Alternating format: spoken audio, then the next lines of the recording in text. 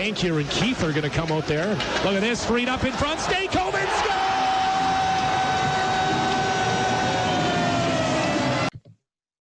Hello, everyone. Welcome back to an episode of Just Say Guay. I'm your host, George Guay. Today, I'm joined by Logan Stankoven of the Kamloops Blazers. Logan, thanks for coming on the show. Yeah, thanks for having me. Yeah, so I got to ask, how have you been? I know it's definitely been a different year for everyone. I know your team probably stopped playing for a bit. How you doing now? I've been good. I think it was a process to fully understand at the end of the year there that everything got canceled. I think it took a bit to realize that the season's over and kind of have to look forward to hopefully this season once everything starts up. But right now just getting back to school and obviously being in the gym lots and on the ice as well. So I think the biggest thing for me is just staying motivated and looking ahead to hopefully playing some hockey here pretty soon. Yeah, I hope so too. So what is it like in Canada there with schools and trying to get back into gyms and stuff? Because in America it's such a mess. Yeah, it's been quite different just based on gyms. Nothing has really changed. Just obviously wipe everything down and make sure your hygiene is where it needs to be. But for schooling, it's a lot different. It's usually just 2 classes a day and over a span of about 10 weeks. And the classes are about anywhere from 2.5 hours to 3 hours and 15 minutes long. So for me right now, I'm only taking 1 class right now. So I only need to be at school for 1 block a day, which is nice. And that's English. But I'm taking History 12 online. So, I'm just trying to, keep up with all my homework and stay on track. And then, with my free time, I'm obviously in the gym or on the ice and doing stuff like that. So, yeah, it seems like you're staying busy and that's what you got to do. So I got to ask, what's it like growing up in Western Canada, especially the hockey culture? What was it like for you? It was pretty cool. Obviously, I was kind of born into a hockey family. My dad was a goalie when he was younger, and a bunch of my cousins played when they were younger as well. But it just kind of hit me right away that as soon as my dad put me on the ice when I was younger, I just kind of hit it off right there, and from there, my love for the game has grown. And I just kind of look back on those things, and I'm very fortunate that my dad took the time out of his life to travel across the world with me, or put so much time and money into me playing hockey, and hopefully maybe signing a professional contract someday, which should be my goal. Well, you're off to a great start. So I got to ask, from my personal experience and most of my friends, a lot of us, we grew up exploring different sports growing up, playing 3 sports at a time. For me, it was baseball, soccer, and basketball. Some kids play hockey and lacrosse and baseball, a mix of 3 sports. Were you just kind of born into it and just stuck with hockey right from the start? Yeah, hockey was one of the main sports that I played, but I also played a little bit of lacrosse and soccer as well. And then obviously I like to participate in, my school sports and in basketball and volleyball. But I started out with hockey, lacrosse, and soccer for probably a couple of years. And then it came to a time where I kind of had to, pick and choose of, what I wanted to continue on with. And, I chose hockey, and it's turned out great so far, and I never regret picking hockey. So yeah, it's been a lot of years since I've last played soccer or lacrosse, but hockey was definitely my love for the game was always there from a young age. Yeah, it definitely was a good decision. So I got to ask, some of the best players have come from Western Canada for hockey, especially British Columbia, guys like Shea Weber, Jamie Benn, Andrew Ladd, Milan Lucic, Joe Sakic. Were there any guys you look up to specifically growing up? Growing up would probably be a guy like Braden Point or Matt Barzell. Just the way they control the game, and they're not overly big players, but they're great skaters, and they both have high hockey IQ. So they're fun to watch, and they're both guys growing up that I wanted to kind of, I guess, emulate my game after. Yeah, for me, it's definitely also very scary because Braden Point's around my age, and it's just to see what he was able to do on the ice. It's very scary, and he's definitely got a bright future, and I can see why I look up to him, and same with Matt Barzal. So when you played for the Thompson Blazers, you put up over 100 points in just under 40 games. What was the key to that success?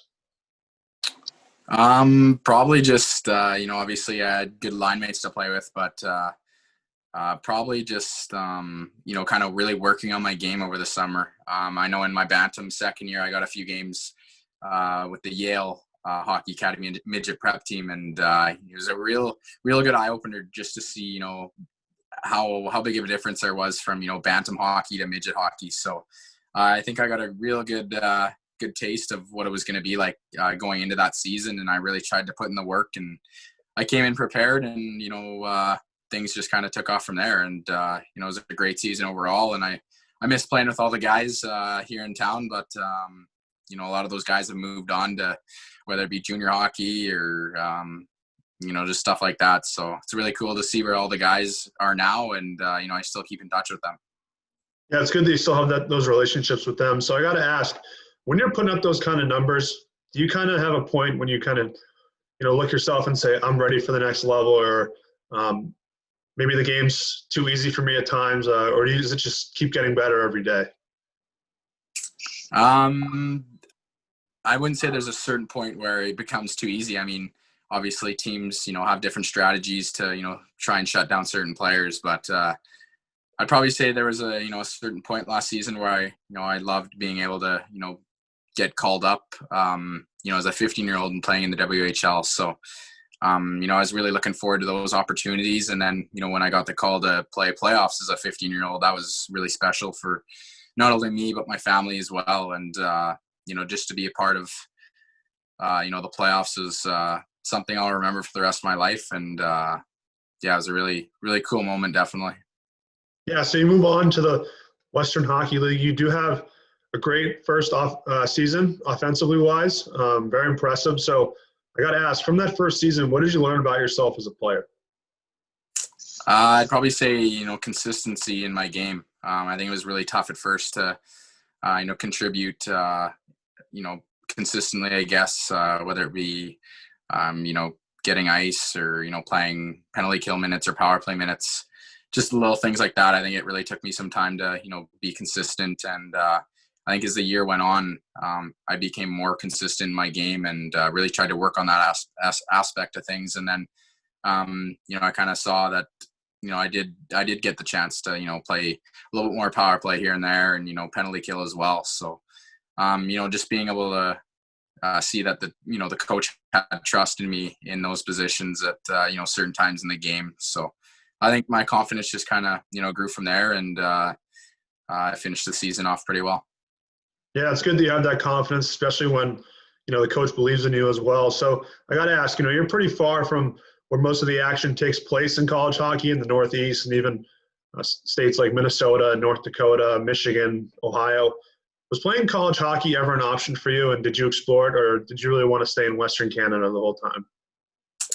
Yeah, definitely. College was an option for sure. At the time, I was really kind of weighing my options and, seeing what maybe be the best route. But when I heard, Kamloops may have a chance at, selecting me in the Bantam draft, that really kind of, made me sway to one side. Just, I've heard nothing but great things about the organization, and watching, the Blazers play growing up was really special for me. And, when they finally called my name on draft day, it was really special. But college was, an option for me. And, either way, I think, having that, schooling is a good backup plan is something that's very important as well. And, the WHL having the education down as well. For every year you play in the WHL, you get a year of schooling paid for. So that was something I was really, interested in as well, just in case things don't work out in the end. So, but yeah, overall, I've never regretted, playing in the WHL, and, I've loved every minute of it.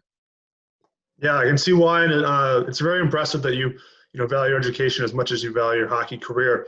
So I got to ask, with the shutoff of pretty much everything, including hockey, you had a lot of time in your hands. Did you improve on something in your game that You didn't think you could if there was no shutdown, or what did you take advantage of in terms of the shutdown?